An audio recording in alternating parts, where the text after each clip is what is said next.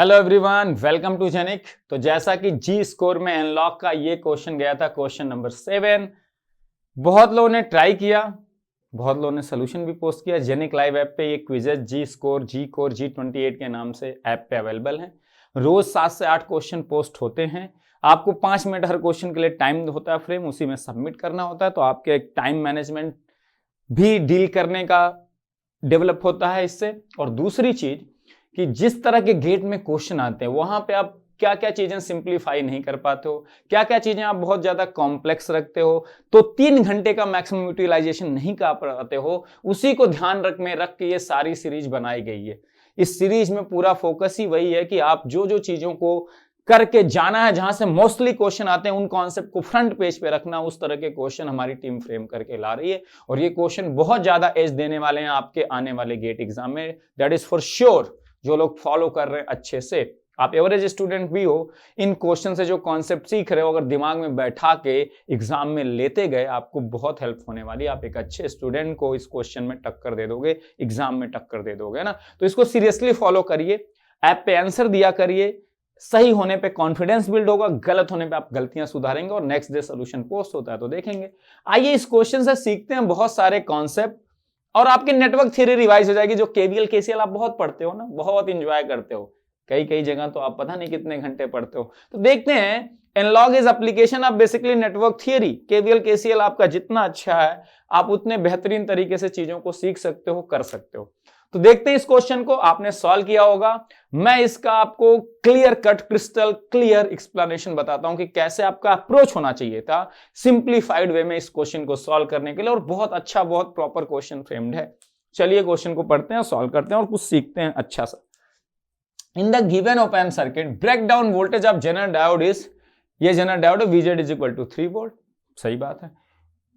अब यहां पे एक वीन वोल्टेज है, ये कैपेसिटर है, पैरेलल में रेजिस्टेंस है, ये तीनों पैरेलल में लगे हुए, बड़ी अच्छी बात है। निगेटिव टर्मिनल और आउटपुट नोड जो है ओपैम्प का, उसके बीच में ये तीनों पैरेलल में लगे हुए। When changes from 2 volt to 5.5 volt, then हमारा जो इनपुट है 2.2 वोल्ट, 2 वोल्ट से 5.5 वोल्ट तक वेरी कर रहा है।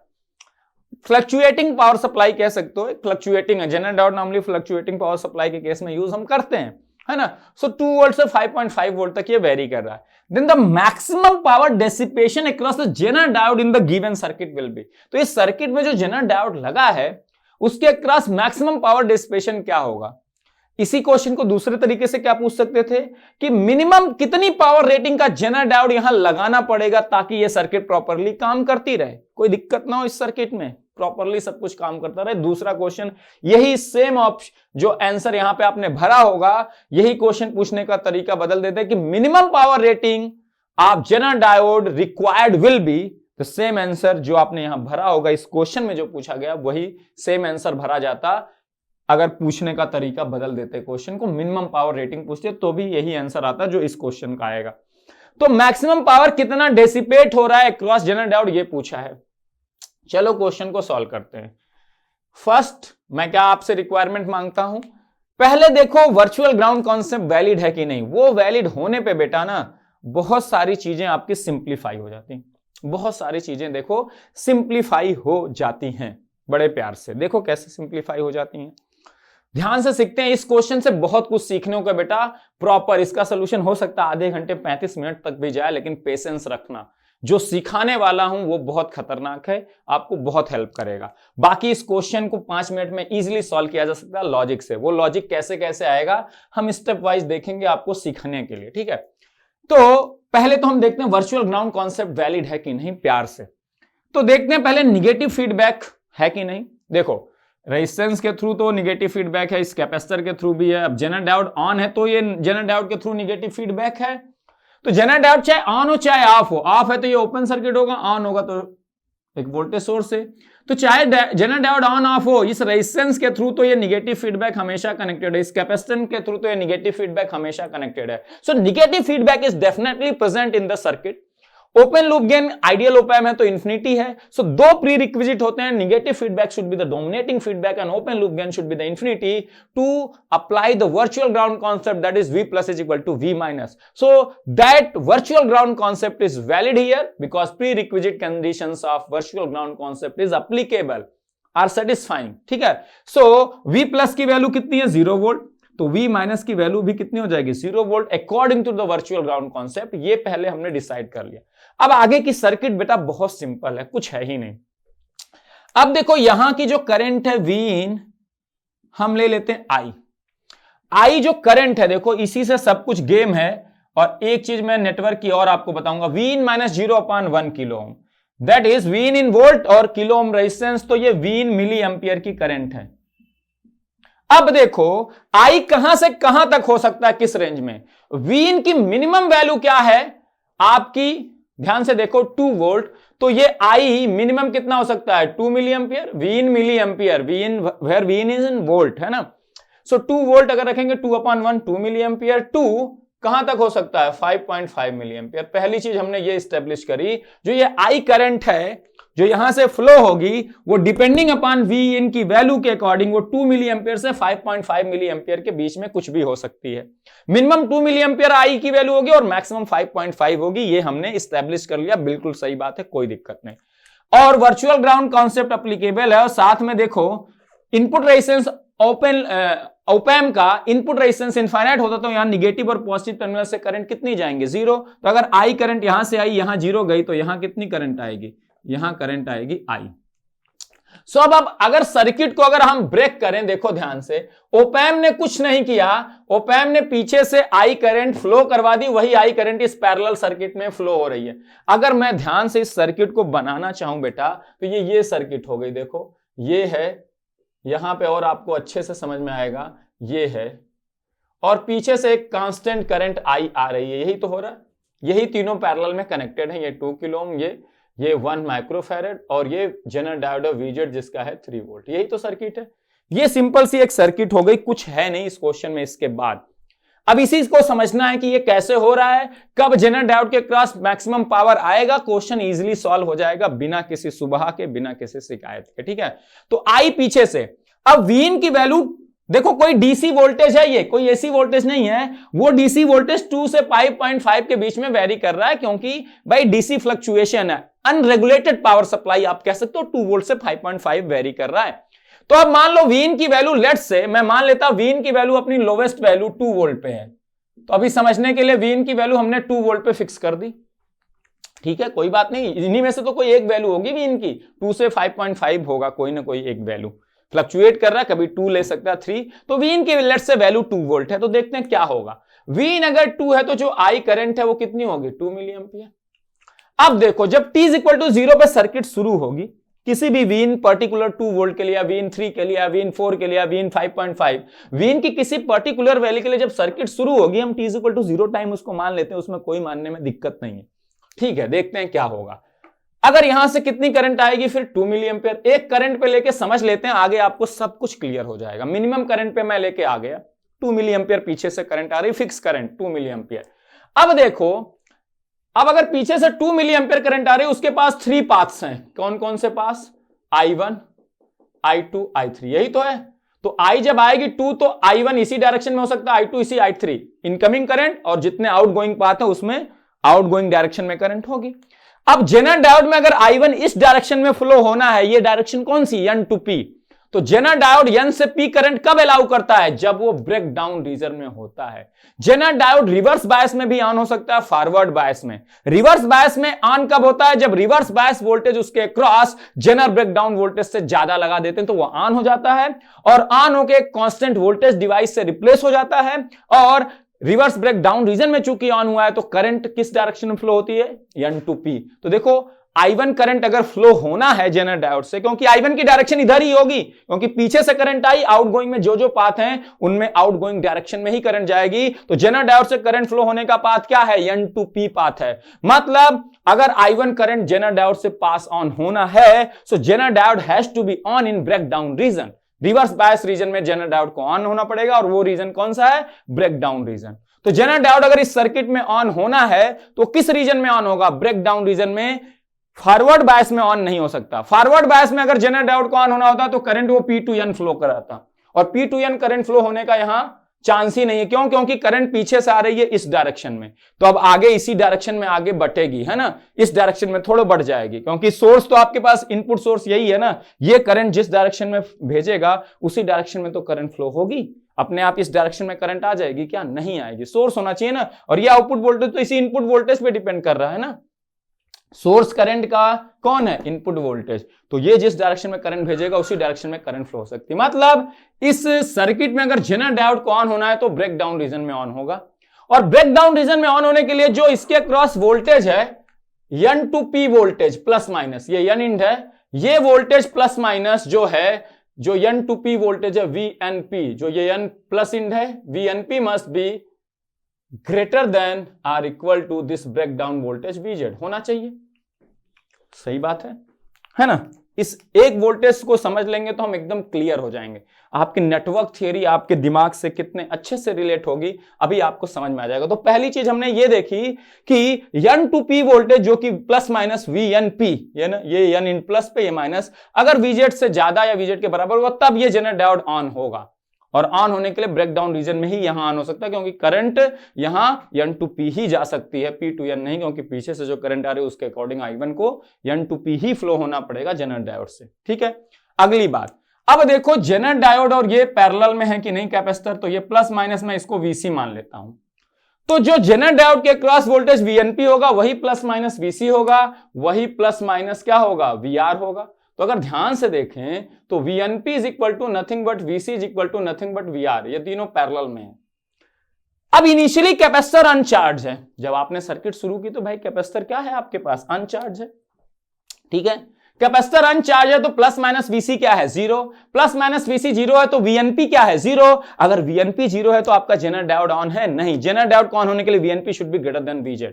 मतलब जब तक कैपेसिटर का वोल्टेज नहीं पहुंच जाता कितने के बराबर? VZ के बराबर, है ना, तब तक आपका, है ना, तब तक VNP VZ से कम ही रहेगा, VC जब तक VZ से कम रहेगा, और तब तक आपका जेनर डायोड क्या रहेगा? ऑफ स्टेट में, है ना। तो इनिशियली कैपेसिटर अनचार्ज है तो VC 0 VNP 0, इसका मतलब जेनर डायोड क्या है? ऑफ। जब तक VNP ग्रेटर देन और इक्वल टू VZ नहीं होगा Zener diode reverse breakdown region में नहीं जाएगा और ऑन नहीं होगा। तो अब देखो ये सर्किट इनिशियली ये हो गई, ध्यान से। अब हमने एक कंडीशन बना ली क्या, कि जब तक ये प्लस माइनस VC कहां नहीं पहुंच जाता, VNP VC के बराबर ही VNP है, जब तक VC VZ नहीं पहुंच जाता तब तक जेनर डायोड तो ऑन नहीं होना है, और ऑन नहीं होना है मतलब ओपन सर्किट, ऑन नहीं होना मतलब करंट अलाउ नहीं करेगा, करंट अलाउ नहीं करेगा मतलब ओपन सर्किट। और पीछे से आपकी कितनी करंट आ रही है भाई साहब?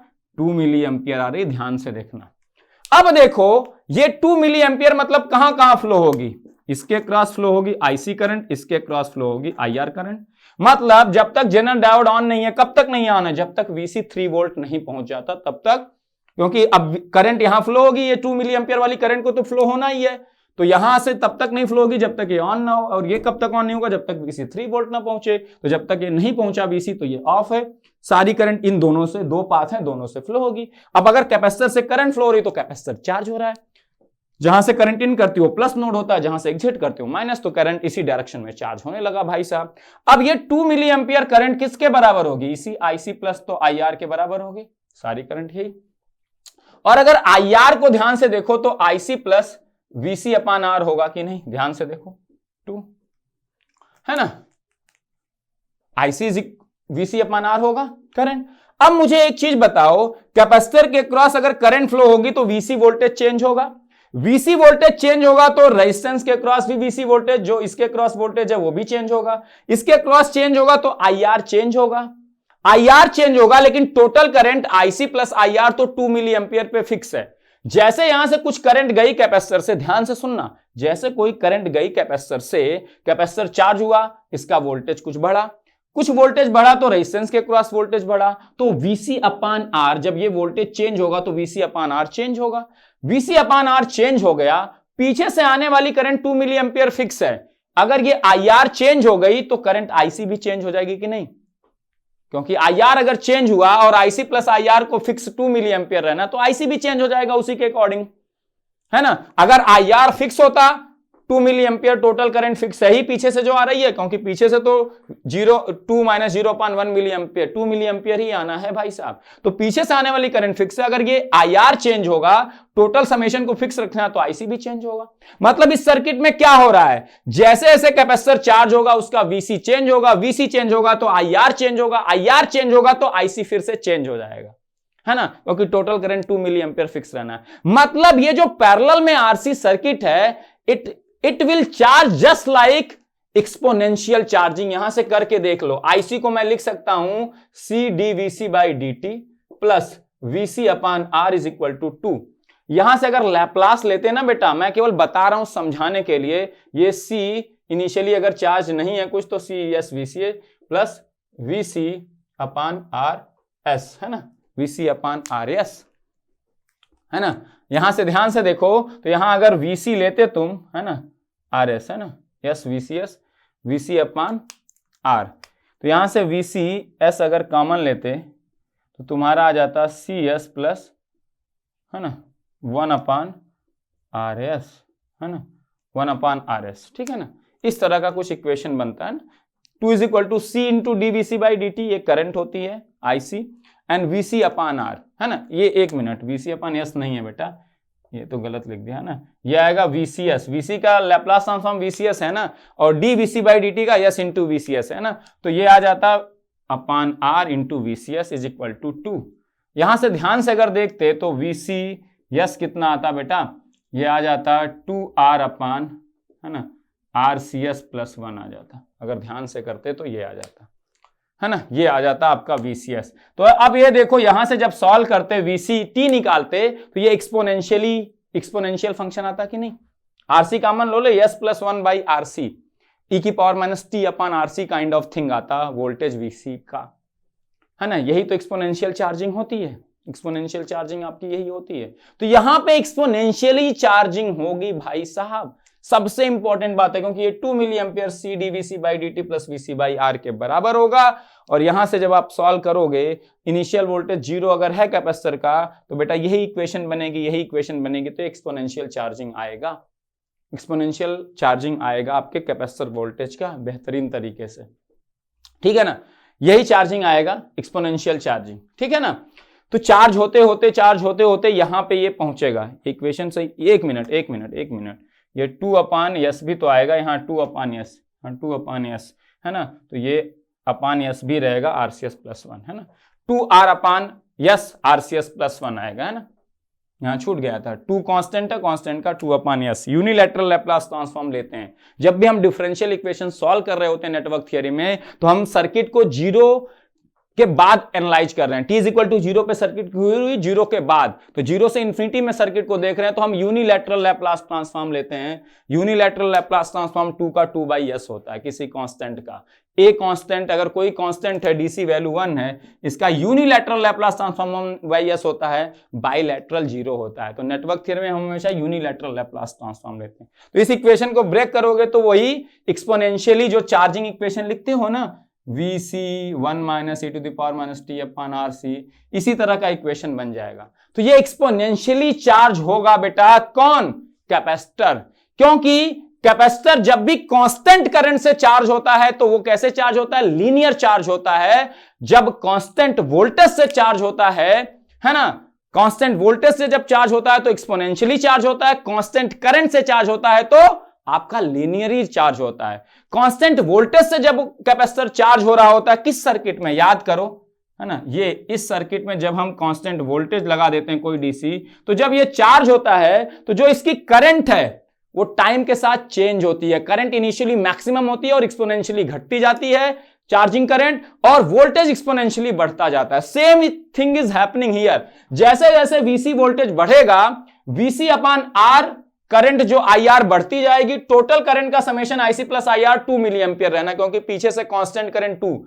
तो अगर IR बढ़ रहा है तो IC घटता जाएगा। तो यहां जो करंट फ्लो हो रही है, जिस करंट से चार्ज हो रहा है कैपेसिटर, वो कांस्टेंट करंट नहीं है, चेंजिंग करंट है। इनिशियली करंट बहुत ज्यादा है, बाद में करंट धीरे धीरे क्या होता जा रहा है, घटता जा रहा है। जैसा कि होता है सीरीज RC सर्किट में कांस्टेंट वोल्टेज कोई भी VDC वोल्टेज से हम चार्ज करते हैं। तो तो आप एक तरह से दिमाग में बैठा लो मेरे भाई साहब, अगर पैरेलल आरसी सर्किट हो, पैरेलल आरसी सर्किट, और उसको एक कांस्टेंट करंट सोर्स से चार्ज किया जाए, पैरेलल आरसी सर्किट आर और सी, उसको एक कांस्टेंट करंट सोर्स से चार्ज किया जाए, that charging is equivalent to, अगर हम एक सीरीज आरसी सर्किट के थ्रू एक कांस्टेंट वोल्टेज से कैपेसिटर को चार्ज करें, जो कि एक्सपोनेंशियल चार्जिंग होती है। तो ये दिमाग में बैठा लो, कभी फंसना मत। आधे लोग इसी में फंस गए होंगे, चार्जिंग कैसे होगी, इक्वेशन लिख के दिखा दिया कि चार्जिंग कैसे होगी बेटा, है ना, उल्टा थोड़ा सा हो गया था लैप्लास में, जल्दबाजी में, वो करेक्ट कर लेना, ठीक है ना। तो पैरेलल आरसी सर्किट की एक कांस्टेंट करंट पीछे से आ रही है, उससे जो चार्जिंग होगी that is equivalent to nothing but एक सीरीज आरसी सर्किट में कैपेसिटर की चार्जिंग एक कांस्टेंट वोल्टेज के थ्रू। ये दोनों चीजें इक्विवेलेंट हैं। कांस्टेंट करंट से पैरेलल आरसी सर्किट को चार्ज करना is equivalent to constant voltage से एक सीरीज आरसी सर्किट के थ्रू कैपेसिटर को चार्ज करना। अगर करंट ही कांस्टेंट हो जाए कैपेसिटर के थ्रू, तब कैपेसिटर की लीनियर चार्जिंग होती है। तो यहां करंट कांस्टेंट है क्या? नहीं। जैसे ये वीसी चेंज हो रहा है, वीसी अपॉन आर चेंज हो रहा है, टोटल करंट फिक्स है, वीसी अपॉन आर चेंज हुआ तो आईआर चेंज हुआ, आईसी चेंज हो जा रहा है। कांस्टेंट करंट से चार्ज नहीं हो रहा, वेरिएबल करंट से। तो यहां कैपेसिटर एक्सपोनेंशियली चार्ज हो रहा है। अब कैपेसिटर मैक्सिमम कितने वोल्टेज पे चार्ज हो जाएगा? कैपेसिटर जब चार्ज हो जाएगा, तो अभी मैं जेनर डायोड को पिक्चर में नहीं ले रहा हूं, जेनर डायोड को मैं समझा दूंगा। अभी मैं पैरेलल आरसी सर्किट का कांस्टेंट करंट से चार्जिंग समझा रहा हूं, ये बहुत इंपॉर्टेंट है, ठीक है ना। अब कैपेसिटर मैक्सिमम कितने पे चार्ज हो जाएगा? कैपेसिटर के चार्ज होने का क्या मतलब अब वो और चार्ज नहीं होना चाहता, और कैपेसिटर चार्ज नहीं हो रहा है, इसका मतलब अब फर्दर चार्ज नहीं हो रहा है, मतलब उससे करंट जीरो फ्लो हो रही है, क्योंकि करंट अगर फ्लो होगी तो चार्ज फ्लो होगा, चार्ज फ्लो होगा तो कैपेसिटर चार्ज हो जाएगा। इसका मतलब ये कब फाइनली चार्ज कितने वोल्टेज तक हो सकता है? अगर ये चार्ज होता रहा तो फाइनली कितने तक चार्ज होगा? जब फाइनली चार्ज हो जाएगा, अपने फुल स्टेडी स्टेट वैल्यू में पहुंच जाएगा, तो ये फर्दर करंट अलाउ नहीं करेगा, क्योंकि अब उसको एक्स्ट्रा चार्ज होना ही नहीं है। और कोई चीज अगर करंट अलाउ नहीं कर रही तो मतलब वो पाथ क्या हो गया? ओपन सर्किट हो गया भाई साहब। करंट अगर यहां से नहीं जानी है, क्योंकि करंट जाएगी तो कैपेसिटर चार्ज होगा, यानी कि कैपेसिटर चार्ज नहीं होना तो करंट नहीं जानी, करंट नहीं जानी तो ये ओपन है, प्लस माइनस वीसी। अब ये करंट अलाउ नहीं कर रहा, ओपन है, तो सारी करंट इस आर से फ्लो हो जाती। आर कितना है? 2 किलो ओम, पीछे से 2 मिली एम्पियर, सारी यहां चलेगी ओपन। तो यहां कितना आएगा? 2 इंटू 2 किलो ओम, आर की वैल्यू 2 किलो ओम है, प्लस माइनस 4 वोल्ट। पैरेलल में वोल्टेज सेम होता है, तो ये 4 वोल्ट। तो कैपेसिटर स्टेडी स्टेट में कितने वोल्ट तक चार्ज हो जाता? 4 वोल्ट तक चार्ज हो जाता है ना। और ये चार्जिंग एक्सपोनेंशियल होती। इस इक्वेशन से सारी चीजें निकाल के देखते तो आपको इक्वेशन यही मिलेगा, करके देखना। लेकिन एग्जाम में ये सब करने की जरूरत नहीं। 4 1 minus e to the power minus t upon RC, t tending to infinity करो, ये वाला टर्म जीरो, वीसीटी कितना हो जाएगा? 4 वोल्ट हो जाएगा फाइनली। तो अगर इस 2 मिली एम्पियर करंट सोर्स से इस आरसी सर्किट जो पैरेलल कांस्टेंट करंट सोर्स से ये पैरेलल आरसी सर्किट के थ्रू कैपेसिटर चार्ज हो रहा होता, तो इन टी टेंडिंग टू इन्फिनिटी पे स्टेडी स्टेट में जब कैपेसिटर फुल्ली चार्ज हो जाता, उसका वोल्टेज 4 वोल्ट हो जाता। यहां से करंट नहीं जाती, सारी current 2 milli ampere resistance R के थ्रू फ्लो होती। तो parallel RC circuit through constant current source is same as series RC circuit through constant voltage source, जो आपने पढ़ा है कांस्टेंट डीसी वोल्टेज सोर्स। ये बात समझ में आई? ठीक है, चलो इतना समझ में आ गया। ये 2 to 5.5 मिली एम्पियर है, ठीक है ना। तो ये बात हो गई हमारी, ये खत्म। तो यहां पे जो चार्जिंग है, ये आपको एग्जाम में इतना सब करने की जरूरत नहीं थी कि इस कांस्टेंट करंट से चार्ज करेंगे तो कैपेसिटर का वोल्टेज एक्सपोनेंशियली बढ़ेगा और कैपेसिटर की चार्जिंग करंट आईसी एक्सपोनेंशियली घटेगी। यही आएगा, आप निकाल के देख सकते हो, क्योंकि पैरेलल वाला equivalent to series RC circuit के कांस्टेंट वोल्टेज के थ्रू वाला सेम होता है। उसमें भी एक्सपोनेंशियली करंट घटती है और एक्सपोनेंशियली वोल्टेज बढ़ता है। अब हो क्या रहा है? वीसी बढ़ता जा रहा है, और वीसी बढ़ के मैक्सिमम कहां पहुंच सकता है? अभी मैंने देखा 2 इंटू 2 4 वोल्ट तक जा सकता है। मैं जेनर डायोड को भी पिक्चर में ले ही नहीं रहा हूं, ये एक कांस्टेंट करंट है, क्योंकि जेनर डायोड जब तक ऑन नहीं है तब तक तो ओपन सर्किट है। तो यही सीरीज आरसी सर्किट है और ये 2 मिली एम्पियर उसी को चार्ज कर रहा है। अगर ये ऐसे चार्ज करता रहता, जेनर डायोड कभी ऑन नहीं होता, तो कैपेसिटर चार्ज होकर कहां तक पहुंच सकता था? 4 वोल्ट तक स्टेडी स्टेट में, और सारी करंट फिर उस समय आईआर के थ्रू होती। लेकिन होगा क्या? जैसे ही एक्सपोनेंशियली चार्ज हो रहा है, एक्सपोनेंशियली वोल्टेज बढ़ रहा है ना।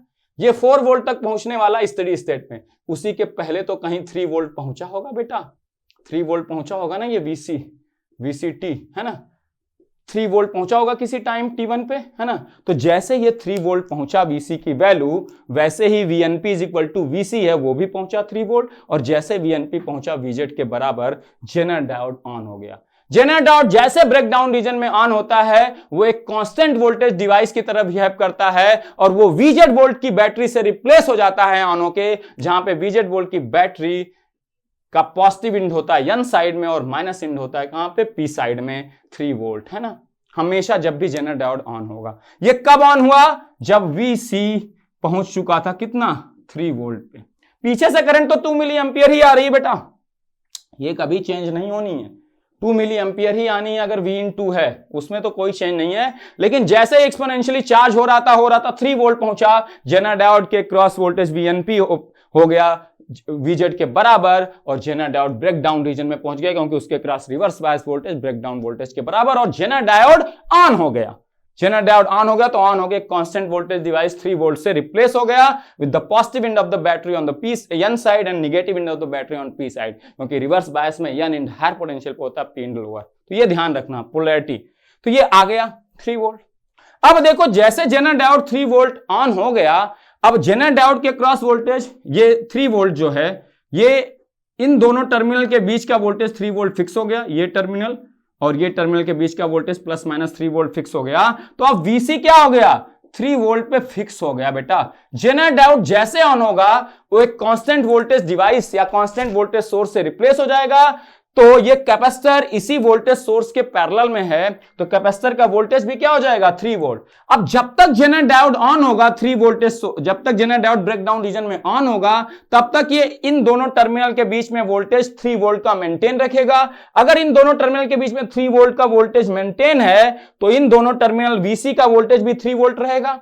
अब क्या बताओ, जेनर डायोड ऑन होने के बाद कैपेसिटर से करंट फ्लो हो सकती है क्या, नहीं हो सकती, क्योंकि जेनर डायोड अगर ऑन हो गया तो इन दोनों टर्मिनल के बीच का वोल्टेज फिक्स हो गया 3 वोल्ट, मतलब कैपेसिटर का वोल्टेज VC हो गया 3 वोल्ट पे फिक्स, क्योंकि इन दोनों नोड के बीच ही कैपेसिटर लगा है। अगर इन दोनों नोड के बीच का पोटेंशियल 3 वोल्ट फिक्स हो गया तो VC 3 वोल्ट पे फिक्स हो गया। अब अगर आप कहते हो करंट फ्लो हो रही है फिर से IC कैपेसिटर से, तो कैपेसिटर से जब भी करंट फ्लो होती है तो कैपेसिटर चार्ज होता है, और चार्ज होगा तो उसका वोल्टेज 3 वोल्ट से चेंज हो जाएगा। कैपेसिटर का वोल्टेज चेंज नहीं हो रहा है, मतलब उससे करंट 0 फ्लो हो रही है, क्योंकि करंट अगर फ्लो होगी तो कैपेसिटर चार्ज होगा, कैपेसिटर चार्ज होगा तो उसका वोल्टेज चेंज होगा डेफिनेटली, है ना। तो कभी भी कैपेसिटर का अगर वोल्टेज फिक्स है, चाहे वो 10 वोल्ट पे फिक्स हो, चाहे 5 वोल्ट पे, चाहे 20, उससे करंट 0 जा रही, क्योंकि वो चार्ज ही नहीं हो रहा, उसके क्रॉस वोल्टेज फिक्स है। क्योंकि जब चार्ज हो रहा होता है तो वोल्टेज चेंज हो रहा होता है, और चार्ज कब हो रहा होता है, जब करंट फ्लो होती है। तो वोल्टेज चेंज हो रहा है मतलब चार्ज हो रहा है, चार्ज हो रहा है मतलब करंट फ्लो हो रही है, वोल्टेज चेंज नहीं हो रहा है मतलब चार्ज नहीं हो रहा है, मतलब करंट फ्लो नहीं हो रही है। मतलब जैसे जेनर डायोड इस सर्किट में ऑन होगा, कैपेसिटर के क्रॉस करंट 0 हो जाएगी, कैपेसिटर का वोल्टेज 3 वोल्ट पे फिक्स हो जाएगा। अब कैपेसिटर का वोल्टेज 3 वोल्ट पे अगर फिक्स हो गया, तो इस रेजिस्टेंस के क्रॉस भी वोल्टेज क्या हो गया, फिक्स 3 वोल्ट। 3/2, तो इसके क्रॉस करंट कितनी हो गई, 3/2 1.5 मिली एम्पीयर, ये भी फिक्स हो गई। तो जेनर डायोड जैसे ऑन हो जाएगा, वो कैपेसिटर की करंट को 0 कर देगा, पहली चीज, क्योंकि कैपेसिटर का वोल्टेज फिक्स कर देगा।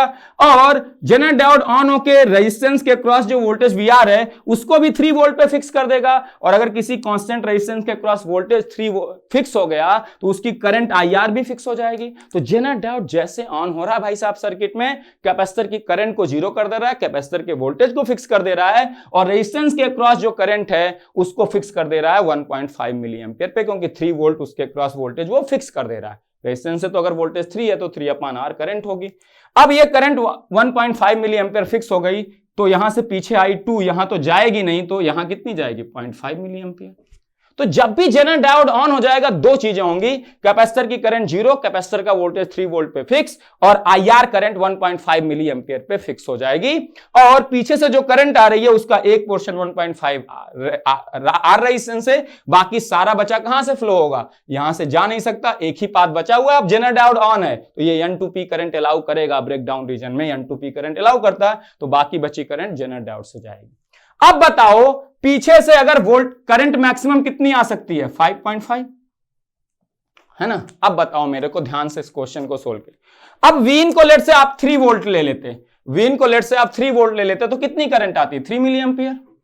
अब ये 3 मिली एम्पियर करंट आती, जब तक जनरल डायोड ऑन नहीं रहता तो एक 3 मिली एम्पियर की कांस्टेंट करंट से एक पैरेलल आरसी सर्किट चार्ज हो रही होती, और चार्जिंग कैसे हो रही होती? Exponential charging. एक्सपोनेंशियल चार्जिंग हो रही होती जैसे कैपेसिटर का वोल्टेज चार्ज होकर 3 वोल्ट पहुंचता, जनरल डायोड ऑन होकर कैपेसिटर के वोल्टेज को फिक्स कर देता, आईआर करंट को फिक्स कर देता। यहां से 3 मिली एम्पियर आ रही है, अब यहां 0 जाएगी क्योंकि कैपेसिटर का वोल्टेज फिक्स हो चुका है। यहां जाती 1.5 3/R, बाकी सारी बची करंट 1.5 कहां जाती है? यहां पे। तो मतलब जब भी जनरल डायोड ऑन हो जा रहा है वो कैपेसिटर और इसके वोल्टेज को फिक्स करके बाकी सारी करंट क्या है, रेजिस्टेंस से तो करंट फ्लो होगी, बाकी सारी करंट जनरल डायोड से। तो अब बताओ, जब किसी भी Vin की वोल्टेज कुछ भी ले लो तुम, मिनिमम हमने लिया था 2 मिली एम्पियर, तो भी जनरल डायोड ऑन हुआ। करंट और ज्यादा लोगे तो भी जनरल डायोड ऑन होना ही होना है। तो चार्जिंग तो एक्सपोनेंशियल होगी, लेकिन जनरल डायोड एक टाइम के बाद जरूर ऑन होगा, और ऑन होके वीसी को फिक्स करेगा, आईसी को 0 करेगा, आईआर को फिक्स कर देगा 1.5 पे। तो पीछे से जितनी करंट आ रही है उसका बाकी 1.5 के अलावा बाकी पोर्शन आईजेड के फॉर्म में जनरल डायोड से फ्लो होगा। ये बात क्लियर है? अब 3 मिली एम्पियर आई तो यहां से कितना फ्लो होगा? जब जनरल डायोड ऑन हो जाएगा तो कितना फ्लो होगा? 1.5 फ्लो होगा, क्योंकि ऑन कब हुआ होगा? जब चार्ज होते होते 3 वोल्ट, ये ऑन हुआ, वीजेड आ गया 3 वोल्ट, इसको फिक्स कर दिया, करंट 0 कर दिया, यहां करंट 1.5, पीछे से तो 3 ही आ रही है ना, 3 - 0/1, ये तो 3 आ रही है, तो यहां 1.5 जा रही है, तो यहां बाकी 1.5 जाएगी। जनरल डायोड ऑन है तो उस पास से अब करंट अलाउड है, तो वहां 1.5 आएगी, है ना। तो अब बताओ, Vin को मैं जितना ज्यादा रखूंगा, है ना, तो ये पीछे आने वाली करंट उतनी ज्यादा होगी। लेकिन कैपेसिटर का voltage in any case 3 volt से ज्यादा हो सकता है? नहीं, 3 वोल्ट से ज्यादा जाते ही ये ऑन होके इसके वोल्टेज को 3 वोल्ट फिक्स कर देगा। आईआर मैक्सिमम कितनी हो सकती है? 1.5, इससे ज्यादा जा सकता है? नहीं। जब ये बढ़ते बढ़ते बीसी 3 वोल्ट होगा, ये ऑन हो जाएगा और ये करंट 1.5 पे फिक्स हो जाएगी, इससे ज्यादा आईआर नहीं हो सकता। कैपेसिटर जब चार्ज हो रहा था तो इसकी आईसी करंट घट रही थी, आईआर बढ़ रहा था, लेकिन जैसे ये 3 वोल्ट पहुंचा उस समय आईआर 1.5, ये ऑन हो गया। अब ये ऑन हो गया तो वीआर को फिक्स कर दिया, वीआर बाई आर को 1.5 पे फिक्स कर दिया, तो आईआर मैक्सिमम 1.5 हो सकता है। कब? जब ये ऑन हो जाए तब आईआर मैक्सिमम, वीसी और आईसी उस समय 0, वीसी का वोल्टेज फिक्स 3 वोल्ट। तो यहां इससे ज्यादा करंट नहीं जा सकती, ये बात सही है। जनरल डायोड ऑन होकर कभी इस करंट को इससे ज्यादा नहीं जाने देगा, कैपेसिटर के वोल्टेज को कभी 3 वोल्ट से ज्यादा नहीं जाने देगा, और कैपेसिटर का वोल्टेज 3 वोल्ट से ज्यादा कभी जा नहीं सकता, है ना। और हर केस में इनपुट वोल्टेज चाहे 2 वोल्ट रखो चाहे 5.8 के बीच में कोई वोल्टेज रखो, हर केस में जनरल डायोड को एक टाइम के बाद ऑन होना है, और ऑन होके ये सब सारी चीजें करनी है। वीसी को 3 वोल्ट पे फिक्स करना, आईआर को 1.5। तो अब बताओ, हमें ढूंढना है कि कितना मैक्सिमम पावर डिसिपेट होगा जनरल डायोड के क्रॉस। तो जनरल डायोड जब ऑन होता है तो उसका वोल्टेज वीजेड तो फिक्स होता है, जब उसके क्रॉस करंट आईजेड मैक्सिमम होगी तो VZ into IZ power dissipation है, पावर डिसिपेशन मैक्सिमम हो जाएगा, क्योंकि वीजेड तो वेरी कर नहीं रहा, वीजेड ऑन होने के बाद फिक्स है 3 वोल्ट। तो आईजेड करंट अगर मैक्सिमम फ्लो हो जाए, जितनी मैक्सिमम फ्लो हो सकती है इस सर्किट में, वही मैक्सिमम पावर डिसिपेशन देगा जनरल डायोड के अक्रॉस, है ना। तो वीजेड इंटू आईजेड मैक्स। अब आईजेड मैक्स क्या हो सकता है? पीछे से आने वाली करंट जब मैक्सिमम होगी, क्योंकि आईआर 1.5 से ज्यादा नहीं जा सकता, तो पीछे से जितनी भी करंट आएगी यहां 1.5 जाएगी, बाकी बची सारी जनरल डायोड से जा रही है जब जनरल डायोड ऑन हो जा रहा है। और 3 वोल्ट के बाद तो ये ऑन होना ही होना, वीसी जैसे 3 वोल्ट पहुंचा ये ऑन होगा ही होगा, चाहे Vin को 2 वोल्ट रखो, चाहे 3, चाहे 4, चाहे 5, कुछ भी। तो ऑन होने के बाद तो आईसी 0, आईआर 1.5। तो ऑन होने के बाद पीछे से जो करंट आ रही है वो कांस्टेंट करंट है, उसका 1.5 मिली एम्पियर ही इधर से जाएगा, बाकी सारा आईजेड के फॉर्म में जनरल डायोड से जाएगा। तो अगर ये वाली करंट अपनी मैक्सिमम वैल्यू पे हो तो जब जनरल डायोड ऑन हो जाएगा तो यहां से करंट 1.5 जाएगी जो कि फिक्स है, बाकी सारी यहां से जाएगी। तो अगर ये वाली मैक्सिमम हो तो ये अपनी मैक्सिमम वैल्यू पे होगा कि नहीं। जब यहां 2 मिली एम्पियर थी, ये 1.5 पे फिक्स हुआ जब जनरल डायोड, तो यहां से 0.5 आई। ये 3 मिली एम्पियर कर दो, जब जनरल डायोड ऑन हुआ ये 1.5 मिली एम्पियर, जनरल डायोड से 1.5 मिली एम्पियर, आईसी तो 0 है। जब ये 4 मिली एम्पियर होगा तो जब जनरल डायोड ऑन होगा तो ये 0, जनरल डायोड ऑन होकर ये करंट को फिक्स 1.5 मिली एम्पियर, 2.5 यहां से। तो जब ये पीछे वाली करंट अपनी मैक्सिमम वैल्यू पे हो जाएगी 5.5 पे, हम देख रहे हैं इनपुट करंट जब बढ़ रही है तो आईजेड बढ़ रहा है, क्योंकि ऑन होने के बाद आईआर फिक्स है, आईसी 0 है। जो भी इनपुट करंट जितनी बढ़ रही है वो सारी कहां पे चली जा रही है? आईजेड को बढ़ाने में खर्च हो रही है, क्योंकि आईआर 1.5 से ज्यादा नहीं जा सकता। तो जब ये मैक्सिमम होगा उस टाइम बताओ आईजेड अपनी मैक्सिमम वैल्यू पे होगा कि नहीं। तो आईजेड मैक्स क्या हो सकता है, जनरल डायोड जब ऑन होगा आईसी 03 वोल्ट, ये होगा 1.5 और पीछे से करंट आ रही है मैक्सिमम कितनी 5.5, तो बाकी यहां 1.5 चली गई, बाकी बची सारी कितनी 4 मिली एम्पियर चली जाएगी जनरल डायोड। तो जनरल डायोड में इस सर्किट में मैक्सिमम करंट क्या फ्लो हो सकती है 4 मिली एम्पियर। कब, जब वीन अपनी मैक्सिमम वैल्यू 5.5 पे होगा, वो करंट 5.5 मिली एम्पियर भेजेगा, ये कैपेसिटर चार्ज होना शुरू होगा। जैसे ये 3 वोल्ट पे चार्ज होगा तब तक जनरल डायोड ऑफ था, जनरल डायोड ऑन हो गया, कैपेसिटर का वोल्टेज फिक्स आईसी 0, आपके रेजिस्टेंस के cross current 1.5 milliampere fix, बाकी सारी करंट 4 मिली एम्पियर कहां से, जनरल डायोड से फ्लो होगी, क्योंकि पीछे से करंट आ रही है तो केसीएल सेटिस्फाई होगा। यहां 0, यहां 1.5, बाकी यहां 4, तो मैक्सिमम करंट जनरल डायोड से क्या जा सकती है 4 मिली एम्पियर। तो पीजेड मैक्स क्या होगा, वीजेड तो कांस्टेंट होता है जनरल डायोड का, तो जब आईजेड मैक्स पे हो जाए तो भी तो ये प्रोडक्ट मैक्सिमम होगा, वही पीजेड मैक्स होगा। तो यह आ गया 3 volt into 4 milliampere, that is 12 milliwatt. तो ये मैक्सिमम पावर डिसिपेशन जो जनरल डायोड के क्रॉस यहां पे होगा इस सर्किट में, दैट इज 12 मिली वाट। अब इस क्वेश्चन को दूसरे लैंग्वेज में पूछते हैं कि कितने मिनिमम रेटिंग का जनरल डायोड यहां लगेगा। मिनिमम पावर रेटिंग का क्या मतलब, अब देखो ये यहां जो जनरल डायोड यूज हो रहा है वो 12 मिली वाट पावर डेसिपेशन उसके क्रॉस मैक्सिमम हो सकता है, या 12 मिली वाट से कम, क्योंकि मैक्सिमम करंट इस सर्किट में जो जनरल डायोड से फ्लो हो सकती है वो 4 मिली एम्पियर, और 3 वोल्ट ब्रेक डाउन वोल्टेज का जनरल डायोड है, तो इसके क्रॉस मैक्सिमम पावर डेसिपेशन इस सर्किट में 12 मिली वाट हो सकती है। पावर रेटिंग क्या होती है जनरल डायोड की, कि कितना मैक्सिमम पावर वो झेल सकता है। अब मान लो तुमने यहां जो जनरल डायोड है 10 मिली वाट पावर रेटिंग का ले लिया, तो 10 मिली वाट पावर रेटिंग का क्या मतलब, कि जो जनरल डायोड लगा है वो 10 मिली वाट तक तो पावर झेल लेगा, 10 मिली वाट से ज्यादा पावर नहीं झेल पाएगा। और तुम्हें पता है इस सर्किट में एक टाइम ऐसा भी आएगा जब इसके क्रॉस पावर डिसिपेशन 12 मिली वाट भी हो सकता है। तो जब 10 मिली वाट से जैसे ज्यादा पावर डिसिपेशन होगा तुम्हारा जनरल डायोड टेम बोल जाएगा और ये सर्किट काम नहीं करेगी, क्योंकि जनरल डायोड खराब, तो ये जो सर्किट बनाए तो ओवरऑल खराब हो गई, सर एक एलिमेंट ही नहीं काम कर रहा है।